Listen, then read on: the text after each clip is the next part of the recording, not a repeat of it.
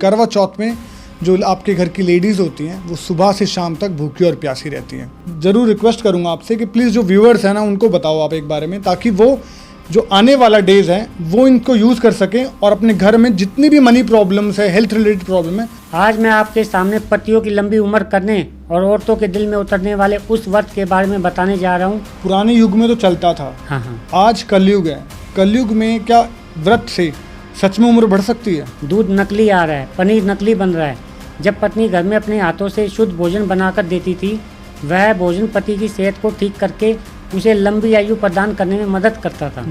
लेकिन वही नकली दूध अगर चाय में मिल गया। सर ये तो आप बहुत अच्छी इंटरेस्टिंग बात बता रहे हो कि करवा चौथ से लक्ष्मी भी उत्पन्न कर सकते हैं। इस बार का करवा चौथ तो अभी फ्राइडे को रहा है, जो कि लक्ष्मी का डे होता है। हाँ। सर प्लीज थोड़ा बताइए इस बारे में कि कैसे।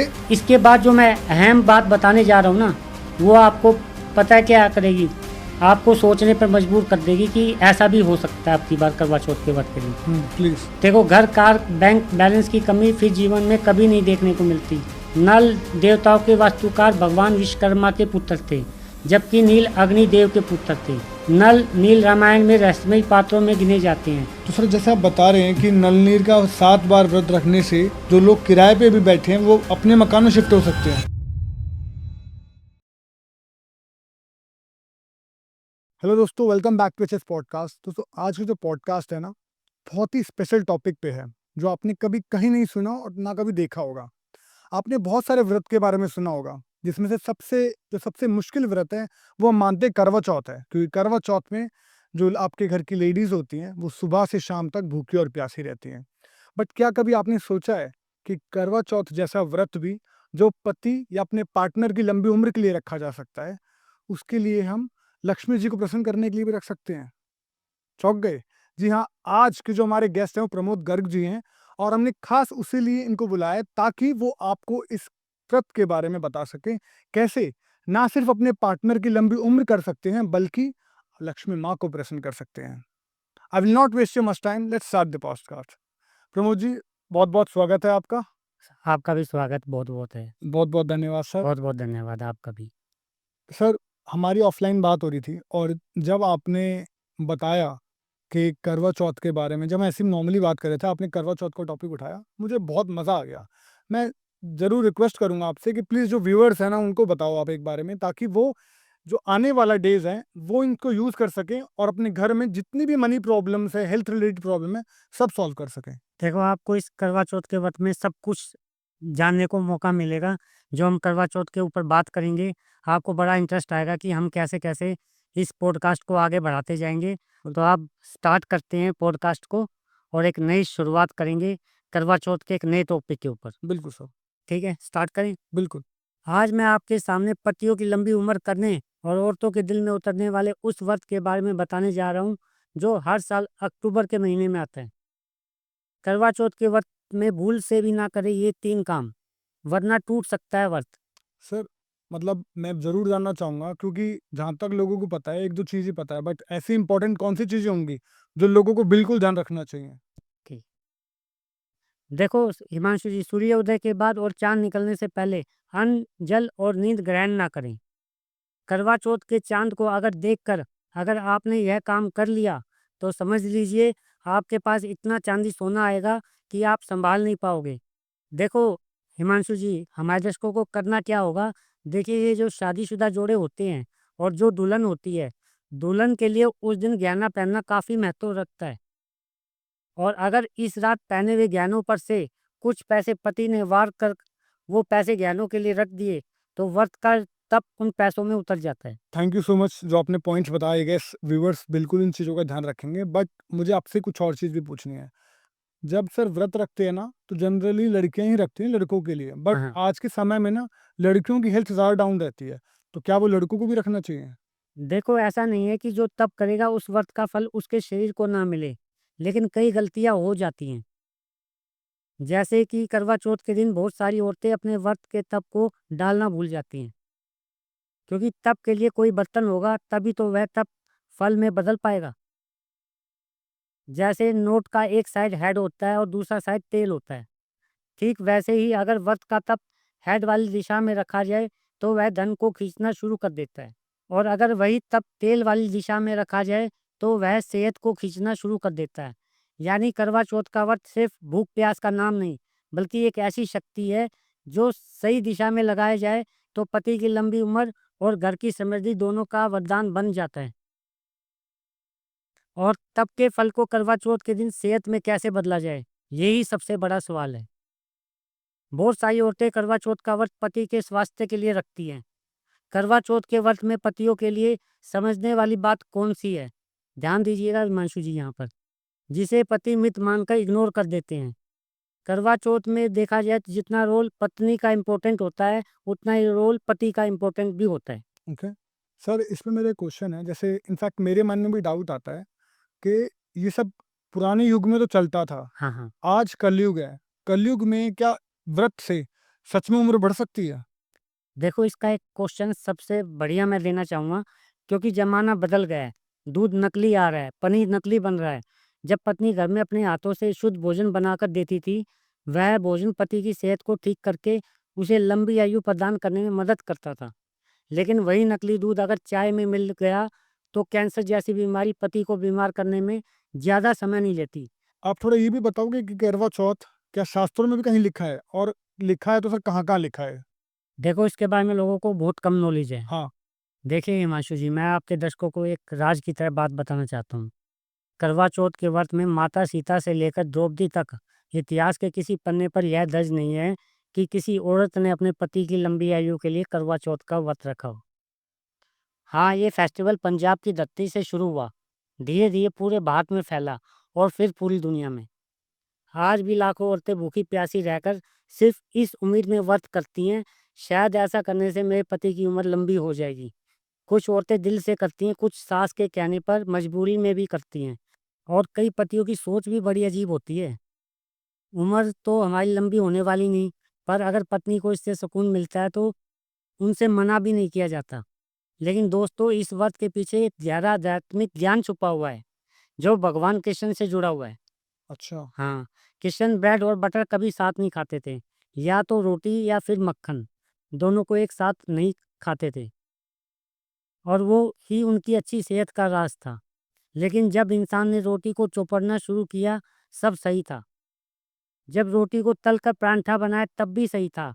पर जब पंजाब के लोगों ने हद पार कर दी, परांठे पर मक्खन रखकर खाना शुरू कर दिया, तो वहीं से लोगों की सेहत खराब होने का सिलसिला शुरू हुआ और पतियों की जान खतरे में पड़ने लग गई। और पतियों की जान बचाने के लिए औरतों के लिए करवा चौथ का व्रत भगवान का वरदान बनकर धरती पर अवतरित हुआ। और जो इस व्रत का प्रभाव औरतों पर कुछ ऐसा पड़ा, जो औरतें इस व्रत को करती, उनके पतियों की आयु लंबी होने लगी। सर, ये तो आप बहुत अच्छी इंटरेस्टिंग बात बता रहे हो कि करवा चौथ से लक्ष्मी भी उत्पन्न कर सकते हैं। और जहाँ तक मुझे पता है, इस बार का करवा चौथ तो अभी फ्राइडे को रहा है, जो कि लक्ष्मी का डे होता हाँ, है। हाँ। सर, प्लीज़ थोड़ा बताइए इस बारे में कि कैसे क्या करें व्यूअर्स, ताकि उनके धन की वर्षा हो जाए घर में? करवा चौथ की रात चांद आसमान में झलकता है और धरती पर हजारों स्त्रियां दीपक जलाकर व्रत की पूर्णता करती हैं। उस तप की शक्ति इतनी गहरी होती है कि वह केवल पति की लंबी उम्र ही नहीं करता। 2025 में करवा चौथ का व्रत शुक्रवार को है। ये तो आपने अभी बताया अभी पॉडकास्ट में। तो ये लक्ष्मी का दिन है। ये तो आप बता ही चुके हो। जी। तो तो इसके बाद जो मैं अहम बात बताने जा रहा हूँ ना, वो आपको पता है क्या करेगी?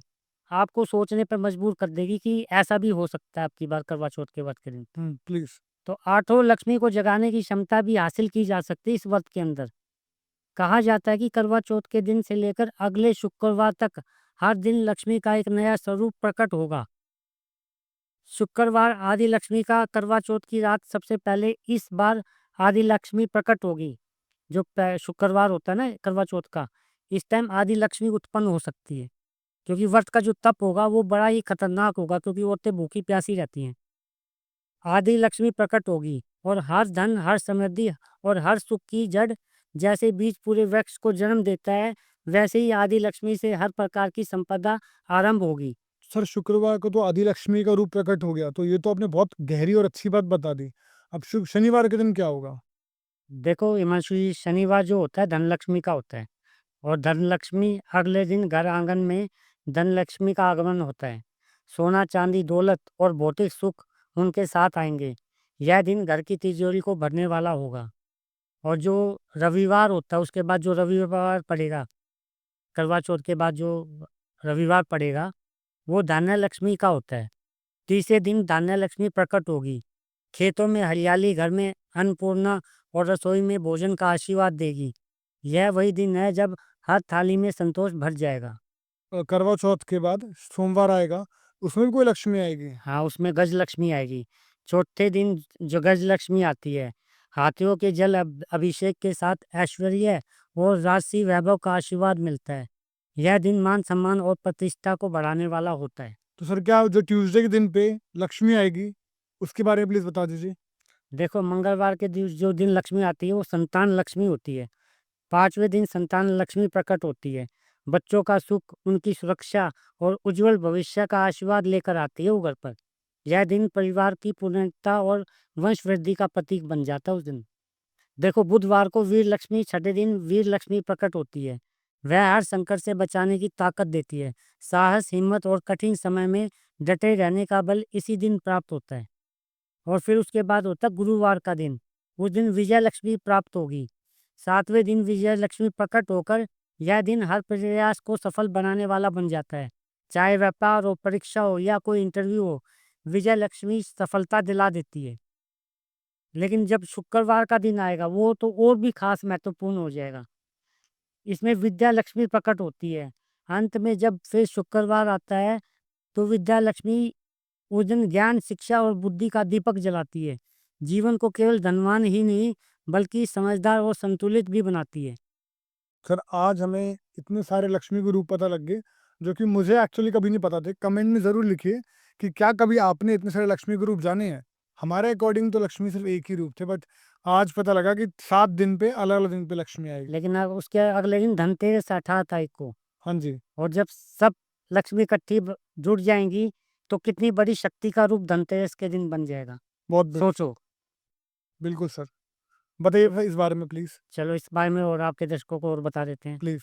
देखो, 18वें दिन धनतेरस है और ये जो धनतेरस है वो दिन संपूर्ण लक्ष्मी में बदल जाएगी। वो लक्ष्मी अच्छा, जो 8 रूप है वो पूरे संपूर्ण जो विशाल लक्ष्मी का जो रूप होता है वो आपके घर के अंदर प्रकट हो जाएगा।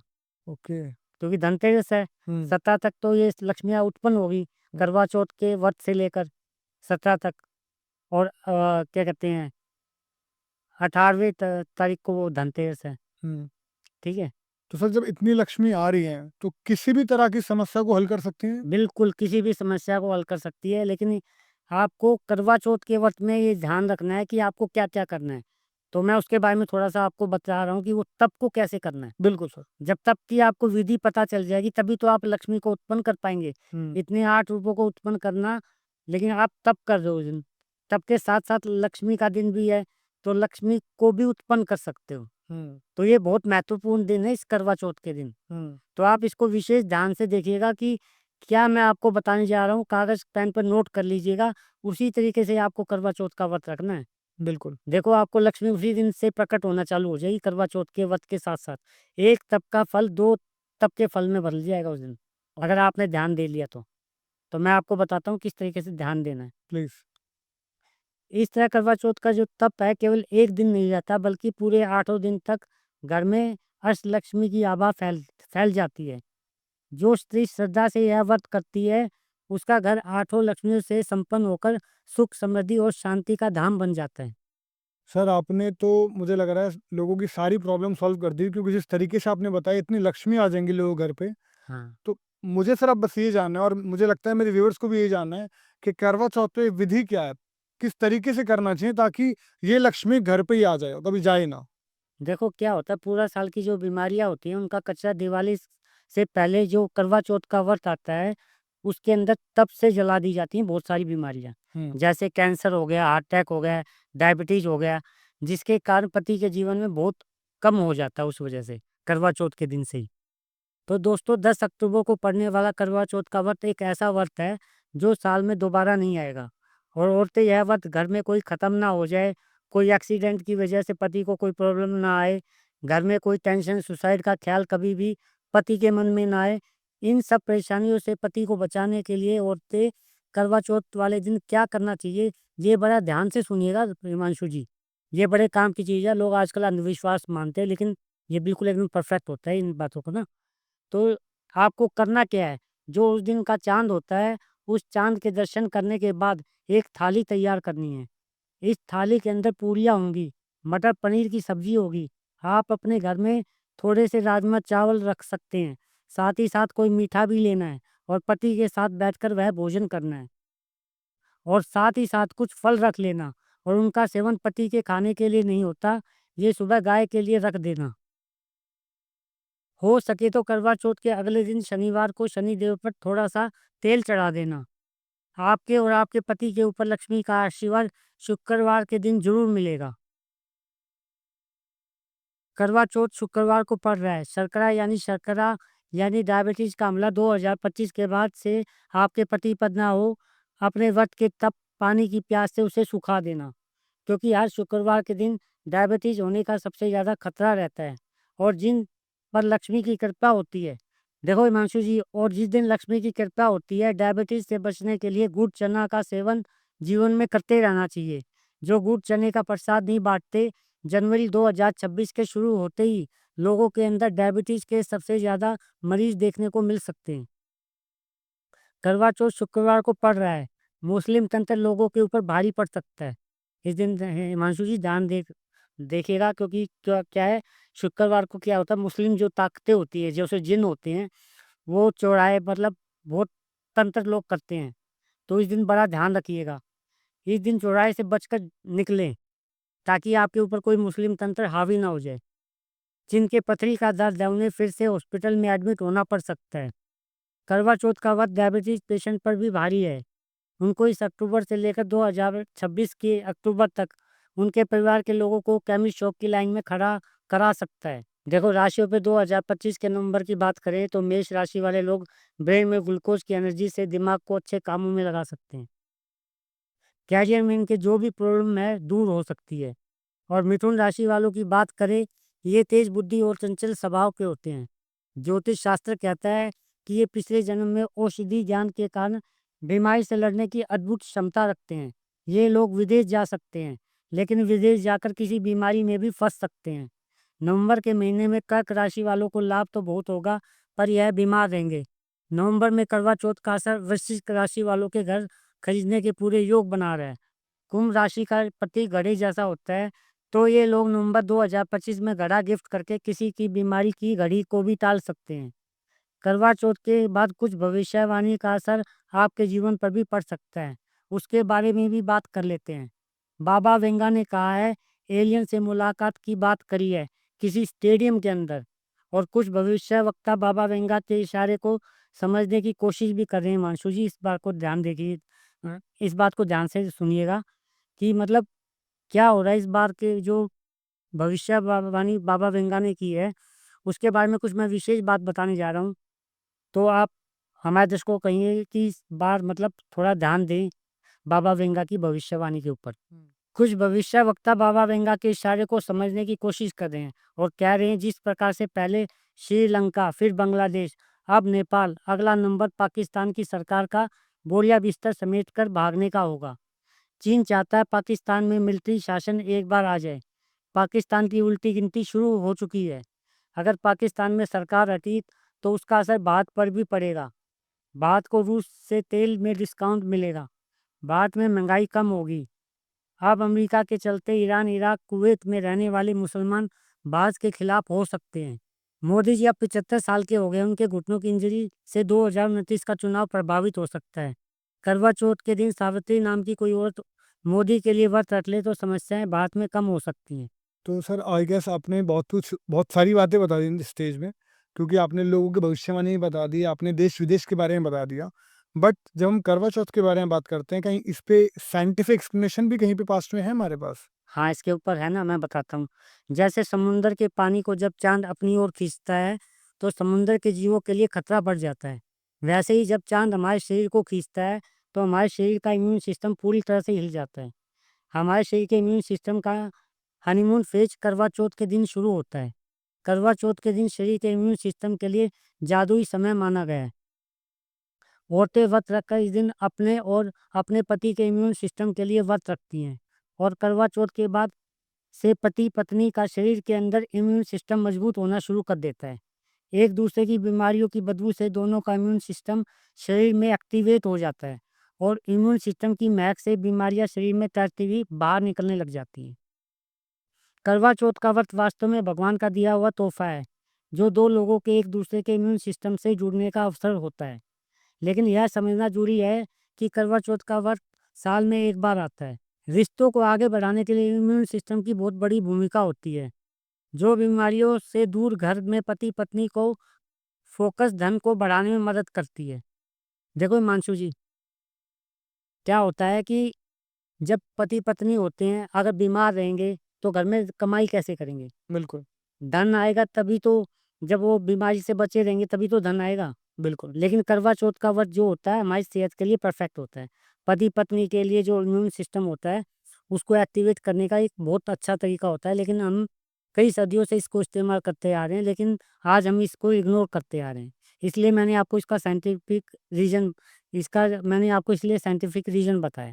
ठीक, तो हम आगे शुरुआत करते हैं कि धन की लक्ष्मी कैसे प्राप्त होती है जब बीमारियां खत्म होती हैं। देखो, घर, कार, बैंक बैलेंस की कमी फिर जीवन में कभी नहीं देखने को मिलती। हर चुनौती उनके रिश्ते को और मजबूत बनाती जाती है। अपने सफ़र के माइलस्टोन को सेलिब्रेट करना उनके लिए खास यादें बन जाता है, जो उन्हें यह एहसास दिलाता है कि उन्होंने अब तक कितना सुंदर रिश्ता बनाया था। हर साल करवा चौथ के व्रत का दिन उनके रिश्ते में एक और नई परत जोड़ देता है। मुश्किल समय में एक दूसरे का साथ देना यह साबित करता है कि प्यार सिर्फ अच्छे पलों में नहीं होता, बल्कि तब भी होता है जब किसी के लिए भूख का दर्द भी सुख में बदल जाता है।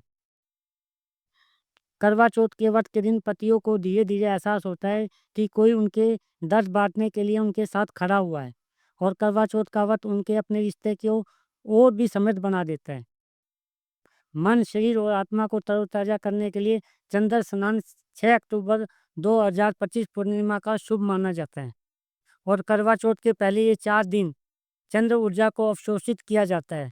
पूर्णिमा की रोशनी में स्नान करने के अलावा चंद्र स्नान में आमतौर पर जड़ी बूटियों का भी उपयोग किया जाता है। ये 4 दिन कपल के लिए हनीमून पैकेज की तरह होते हैं, जिसमें आयुर्वेदिक मेडिसिन, खजूर, एलोपैथी की दवाइयाँ भी इस्तेमाल करने की सलाह दी जाती है। इसलिए ये 4 दिन बहुत खास होने चाहिए, क्योंकि शरीर इन दिनों इम्यून सिस्टम के लिए भी सड़क का निर्माण करता है। इम्यून सिस्टम जिसे बीमारियों तक आसानी से पहुंचकर उन्हें व्रत के तप से नष्ट किया जा सकता है। जिसका इम्यून सिस्टम का ट्रांसपोर्ट सिस्टम खराब हो जाता है या बेकार हो जाता है, वो डायबिटीज़, कैंसर, आर्थराइटिस जैसी बीमारियों से बीमार हो जाता है। जैसे इम्यून सिस्टम के ट्रांसपोर्ट सिस्टम को समझा नहीं जा सकता। दिवाली आने वाली है, रामायण में थोड़ा सा भी कुछ इंटरेस्टिंग लोगों को पता चल जाए, उनका जीवन सफल हो जाता है। तो आज रामायण के ट्रांसपोर्ट सिस्टम के बारे में बात करेंगे, जो किसी समय भगवान राम ने समुद्र पर ट्रांसपोर्ट सिस्टम तैयार किया था। उसे आज भी समझ पाना लोगों के लिए बहुत मुश्किल है। जिस रामायण को आप जानते हो, उस रामायण में बहुत सी बातें आज भी लोगों के लिए बहुत अनजानी हैं। रामायण में राम के पास जो धनुष था, वह कोई मामूली लकड़ी से नहीं बना हुआ था। वह बना हुआ था एक ऐसी धातु से जिसमें तीर गोली की स्पीड से दौड़ सकता था। आज 2025 है। मैं पहली बार रामायण का वह हिस्सा लोगों को बताने जा रहा हूँ, जो 2025 के बाद के लोगों की ज़िंदगी को पूरी तरह बदल देगा। आज आप जिस रामायण को सुनते हैं, उसकी कहानी राम से शुरू होकर सोने की लंका पर जाकर खत्म होती है। वही सोना जिसकी कीमत आज भारत में 1 लाख से ऊपर पहुंचने वाली है। जब हम सोने की लंका का नाम सुनते हैं तो रावण याद आता है। देखो हिमांशु जी, सोने की जो कीमत है ना, हमारे देश में बहुत ज़्यादा बढ़ती जा रही है। सोना 1 लाख से ऊपर के पार जा रहा है। तो हमें एक रामायण की कुछ ऐसी सीक्रेट पता होना चाहिए कि महंगाई कम हो जाए। तो मैं उसी एक किरदार के बारे में बताने जा रहा हूँ, जिसका रामायण के अंदर बहुत गुप्त चीज़ें छुपी हुई हैं। तो थोड़ा-सा ध्यान से सुनिएगा कि सोना 1 लाख से ऊपर पहुँचने वाला है। जब हम सोने की लंका का नाम सुनते हैं तो रावण याद आता है। लेकिन क्या आप जानते हैं भारत में रहने वाले नल नील के बारे में? भारत में भी एक रहस्यमयी पानी में भारी पत्थरों के न डूबने की कहानी लोगों को हजारों साल से सुनाई जाती आ रही है। रामायण काल के दौरान नल नील ऐसी भारी चट्टानों को तराशने का काम कर रहे थे, जो पानी के अंदर जाते ही तैरने लग जाएं। तभी अचानक भगवान श्री राम को क्रोध आ जाता है। तभी वहाँ समुद्र देवता प्रकट होते हैं, जो अपने ऊपर पुल बनाने की सलाह राम को देते हैं, और भारी पत्थर पानी में तैरने लगते हैं। रामायण में भारी पत्थरों तैरने का ज्ञान आज भी रामायण में सुरक्षित है। जो बाढ़ आने पर लोगों को और उनके भारी सामानों को पानी में डूबने से बचा सकता है।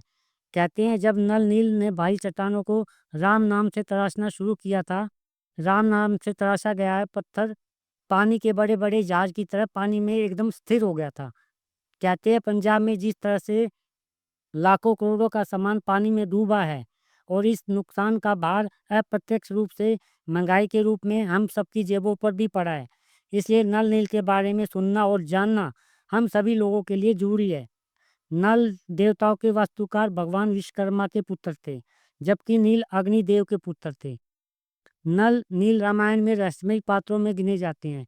नल थे जो विश्वकर्मा के पुत्र थे, जो वानरों को यह बताते थे कि पत्थर के किस हिस्से पर राम का नाम लिखना है, और नील अग्नि से उस पत्थर को राम नाम की शेप में काट देते थे, जैसे कोई उस काल में आधुनिक लेजर से पत्थर काटने की बात कर रहा हो। और हिमांशु जी, आज हम एक ऐसे दौर पर खड़े हैं, एक रास्ता नल नील की तरफ जाने का इशारा कर रहा है और एक रास्ता समुद्र की ओर जाने और कलयुग के अंत की भविष्यवाणी कर रहा है।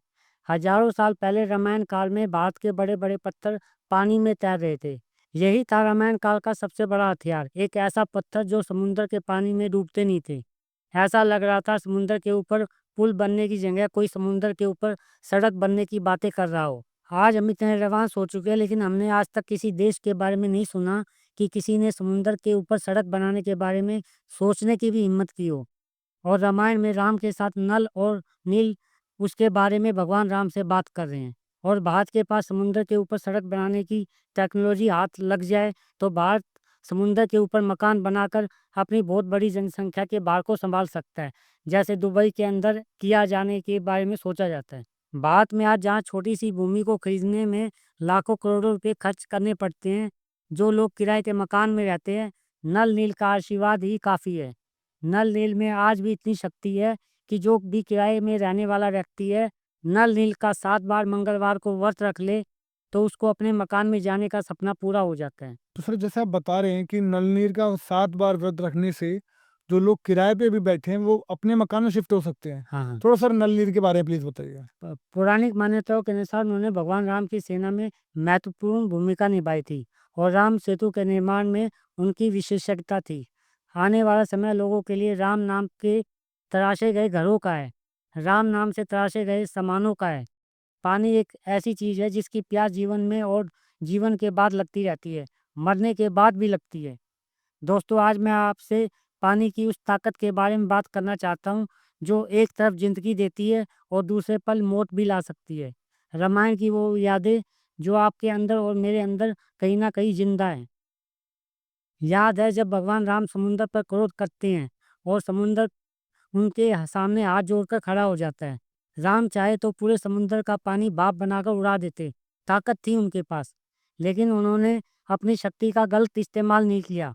अब आप सोच रहे होंगे ये राम का क्रोध क्यों? दोस्तों, बात राम के क्रोध की नहीं है, आपके क्रोध की है। आज अगर पति अपनी पत्नी को कमज़ोर समझकर उस पर गुस्सा निकालता है, तो ये वही क्रोध है जिसे रामायण में हमें रोकने की सीख मिलती है। रामायण कहती है क्रोध को काबू करना ही असली ताकत है।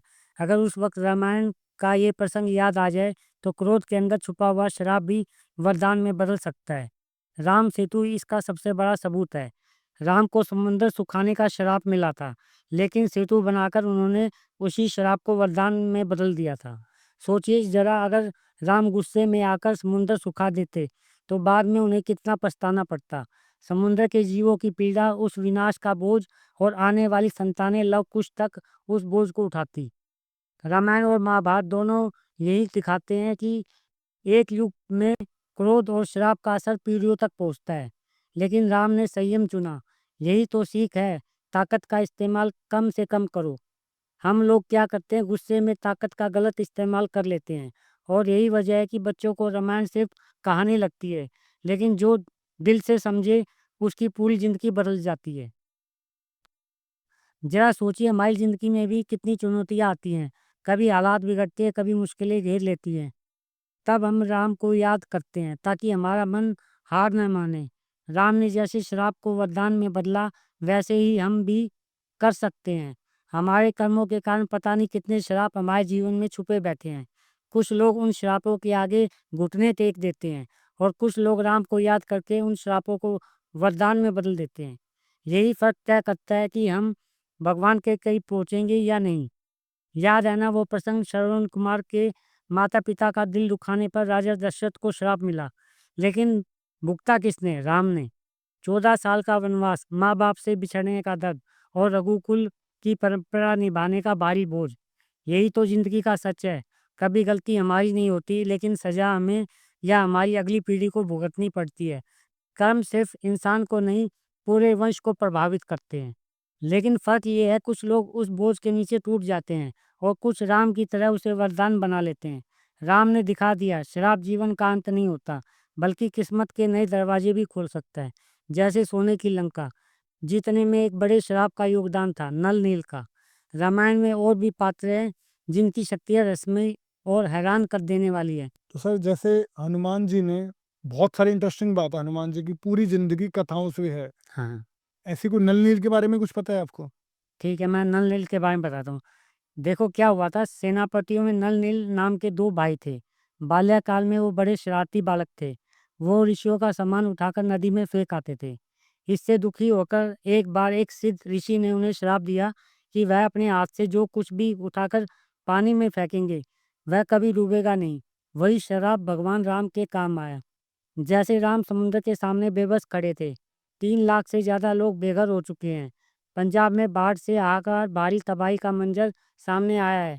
देश की भूख मिटाने वाला राज्य आज बाढ़ का दंश झेल रहा है। गांव के गांव डूब चुके हैं। आने जाने के लिए बनी सड़कों पर पानी है। जहां कल तक गाड़ियां रफ्तार भरती थी, आज वहां नाव चल रही है। हिमाचल और जम्मू कश्मीर से छोड़ा गया पानी हो या जल से जलता जम्मू, पंजाब में पल्ले से भारी तबाही मची हुई है।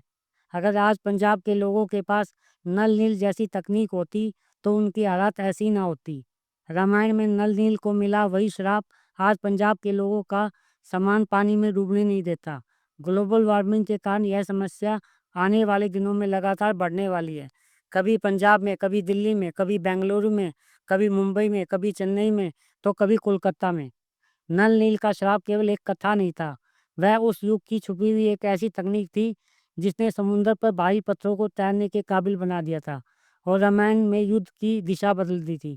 अगर भारत के पास भी वैसी तकनीक होती, तो पंजाब की बाढ़ में लाखों लोग बेघर ना होते।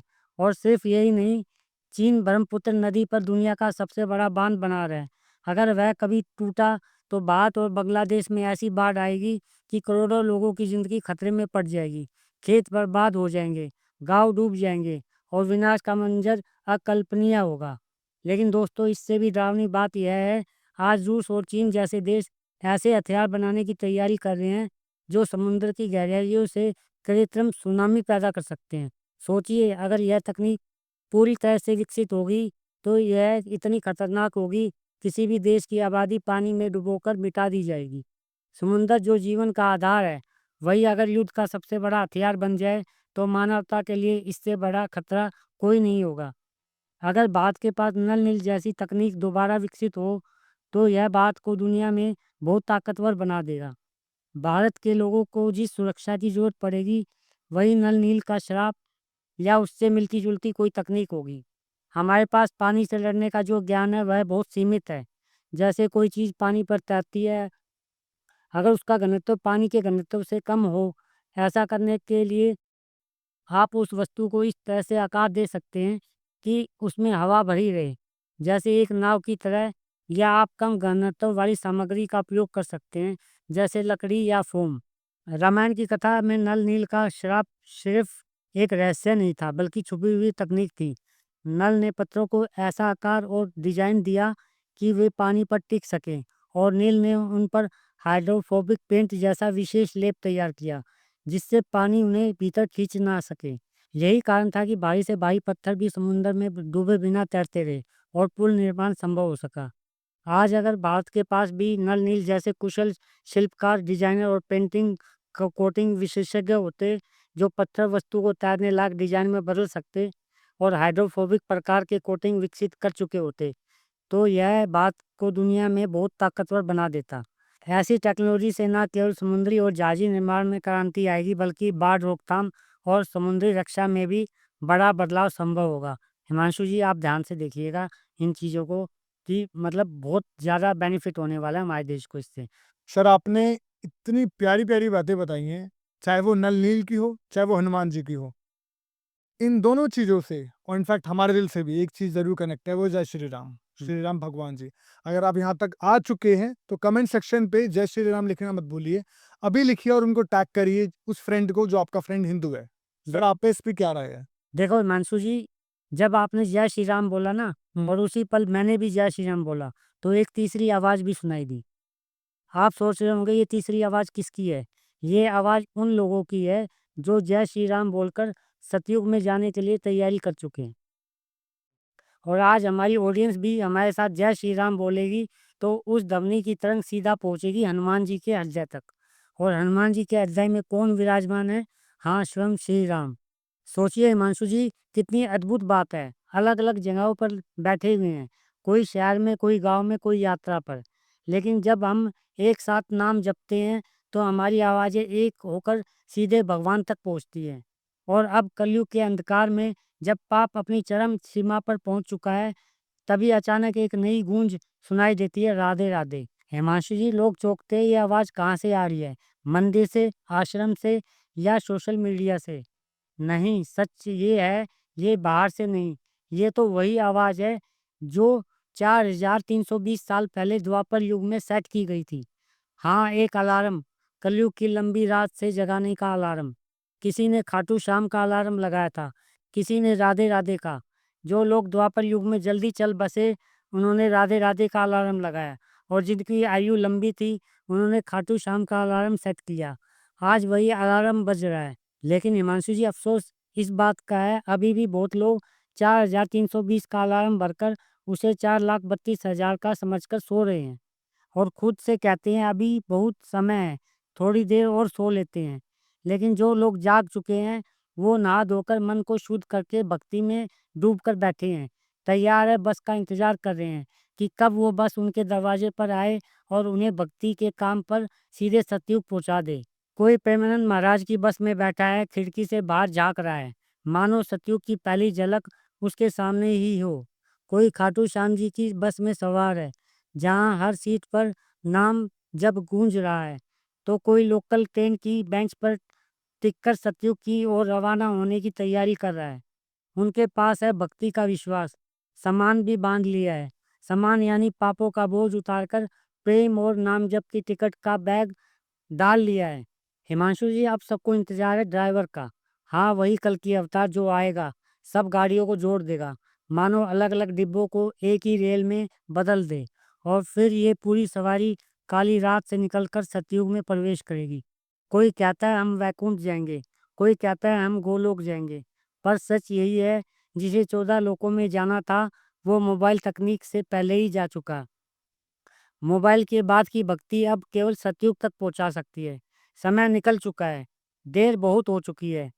आने वालों सालों में ना कोई प्रेमानंद महाराज जैसा मिलेगा, ना आसाराम जैसा कथा करने वाला, न रामपाल जैसा कबीर की भक्ति कराने वाला, न राम रहीम जैसा फिल्मों से संदेश पहुंचाने वाला मिलेगा। सुन लो, यही है आखिरी अलार्म, जो जग गया वही सतयुग की सवारी पकड़ पाएगा। लेकिन अभी भी इसे पूरी तरह समझना बाकी है। स्टेशन अनगिनत हैं, राधा रानी, कृष्ण, राम, हर कोई गुरु अपने अपने प्लेटफॉर्म की ओर बुलाता है। लेकिन याद रखो, हर ट्रेन हर जगह नहीं रुकती।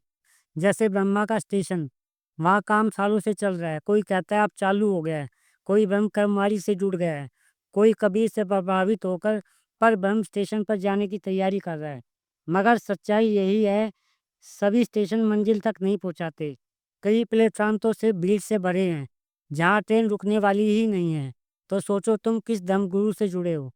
प्रेमानंद महाराज से, आशाराम बापू से, संत रामपाल से, राम रहीम से, श्री श्री रविशंकर से, सद्गुरु आचार्य प्रशांत से, धीरेन्द्र शास्त्री से, अनिरुद्धाचार्य से, राम भद्राचार्य से, इंद्रेश उपाध्याय से, मुरारी बापू से, सुधांशु महाराज से, देवकी नंदन ठाकुर से, स्वामी कैलाशनंद गिरी से, रमेश भाई ओझा से, और भी ना जाने कितने अनगिनत गुरु हैं।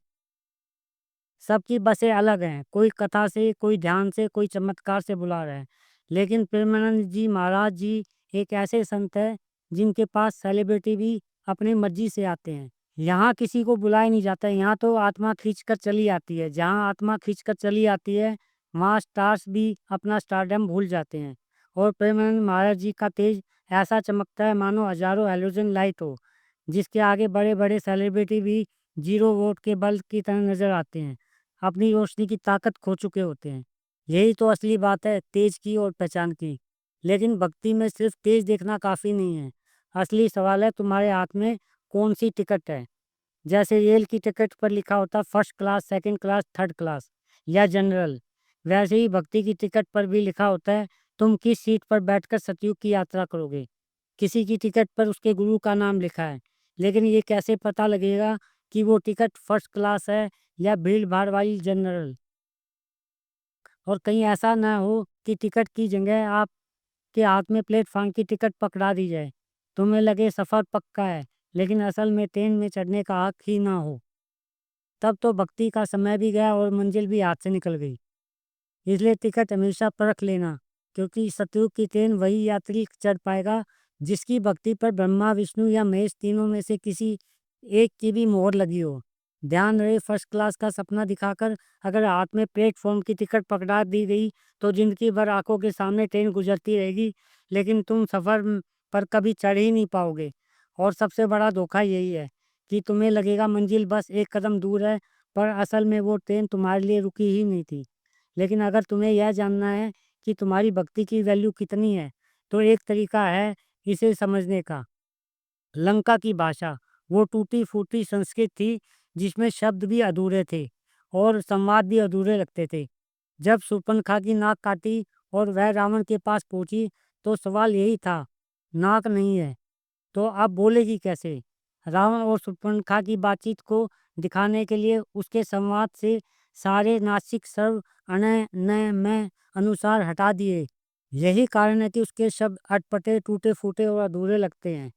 तभी एक चौंकाने वाला रहस्य सामने उजागर हुआ और यहीं से लंका की भाषा का सच लोगों के सामने आया। लंका की भाषा में जो टूटी-फूटी संस्कृत बोली जाती थी, इसलिए जो टूटे हुए शब्द बोले गए, विभीषण से वही लिखा गया। यही बना लंका की रामायण। एक निरोष रामायण भी है। इस निरोष रामायण में उन व्यंजन ध्वनियों प, फ, भ, ब, मैं का उपयोग ही नहीं किया गया, क्योंकि ये ध्वनियाँ होठों से निकलती हैं। इसी कारण इसका नाम पड़ा निरोष रामायण। कहती है यह वही शैली थी जो लंका की भाषा से मेल खाती थी। लंका में प्र और प्रेम जैसे शब्द जुबान पर लाना भी वर्जित था। जिसने गलती से भी ये अक्षर बोले, रावण उसकी जुबान काटकर उसे हाथ में पकड़वा देता था। इसलिए वहाँ की भाषा टूटी-फूटी, अधूरी और कठोर थी। और यही अधूरी भाषा, अधूरी भक्ति की पहचान भी बन गई। लेकिन सवाल यह है कि तुम्हें राम का पूरा नाम कौन बताएगा? इसका जवाब सिर्फ़ एक है, तुम्हारी भक्ति ही तुम्हें सच्चा राम दिखाएगी। अगर भक्ति अधूरी है, तो राम का नाम भी अधूरा लगेगा। लेकिन अगर भक्ति सच्ची है, तो अधूरी जुबान से भी पूरा राम का नाम प्रकट हो जाएगा। लंका की रामायण, निरोष रामायण और वाल्मीकि रामायण, ये 3 रूप सामने रखे गए, लेकिन असली सवाल यही है, तुम्हारे पास कौन-सी रामायण है? वो अधूरी लंका वाली या टूटी-फूटी या निरोष वाली, या फिर मूल वाल्मीकि की वह रामायण जिसमें राम का नाम, राम की लीला और राम का सत्य सब पूरा है। रावण के सच में 10 सिर नहीं थे। उसके पास दसों दिशाओं का ज्ञान था, लेकिन दशानंद शब्द रामायण में कहीं नहीं था। और राजा दशरथ उनके पास 10 रथ थे। इसी कारण उन्हें दशरथ नंद कहा जाता था। तो दशरथ के पुत्र का नाम पड़ा रामानंद। लेकिन रामानंद नाम का अधूरा माना जाता था, जब तक उसके आगे पवित्र अक्षर ना जोड़ा जाए, परमात्मा का प्र या प्रेम का प्र। जैसे परशुराम नाम में प्र अक्षर जुड़ा है, तभी वह नाम पूर्ण होता है। ठीक वैसे ही राम का नाम भी तभी पूर्ण होगा जब उसके साथ प्र जुड़कर उसे संपूर्ण बनाएगा। और तभी 2 रूप सामने आते हैं, प्रेमानंद और परमानंद। अब सवाल यही है, तुम्हारी भक्ति किस नाम को पूरा मानती है? क्या तुम्हारे लिए वह प्रेमानंद है या फिर परमानंद या सिर्फ राम? इसका उत्तर कोई और नहीं, तुम्हारी भक्ति ही तय करेगी। क्योंकि जैसे दशरथ एक महाराजा थे, वैसे ही उनका पुत्र भी महाराजा कहलाया। तो तुम चाहो तो प्रेमानंद महाराज चुन सकते हो, या परमानंद महाराज भी। असली नाम वही होगा जो तुम्हारी भक्ति के भीतर प्रकट होगा। जैसे कभी राम और परशुराम का संवाद हुआ था, वैसे ही अगर भविष्य में कल के अवतार प्रकट होंगे तो उनका सामना प्रेमानंद महाराज से होगा। और यही सवाल खड़ा होगा, क्या प्रेमानंद महाराज स्वयं कल की अवतार हैं? अगर हाँ, तो फिर और किसी अवतार की प्रतीक्षा क्यों? अगर नहीं, तो कल की अवतार के आगमन पर सबसे पहले उनकी पहचान प्रेमानंद महाराज से ही होगी, क्योंकि सत्य यही है, राम ने परशुराम को पहचाना था, उसी तरह कल की भी सत्य को सत्य में ही पहचानेंगे। क्योंकि सत्य यही है, परशुराम ने राम को पहचाना था, उसी तरह कल की भी सत्य को सत्य में ही पहचानेंगे। इतनी डिटेल्ड नॉलेज, हमने करवा चौथ की, हमने नल नील के बारे में बात करी, हमने परशुराम जी के बारे में बात करी, हमने प्रेमानंद जी के बारे में बात करी, और इतनी डिटेल, सर मैं मज़ा आ गया मुझे आज। ये हर युग को कनेक्ट कर रहा है, हर चीज़ के बारे में बताएगा आपको, और आपको वो नज़रिया देगा जो आपने पहले कभी सुना नहीं है। सर तो बहुत बहुत धन्यवाद। धन्यवाद आप लोगों का भी, आपने इतनी मेहनत की और हमें काफ़ी अच्छा लगा आपके साथ बातचीत करते हुए। तो हमारे दर्शक इसको और अच्छी तरीके से देखेंगे तो और भी अच्छा लगेगा। Thank you. नमस्कार।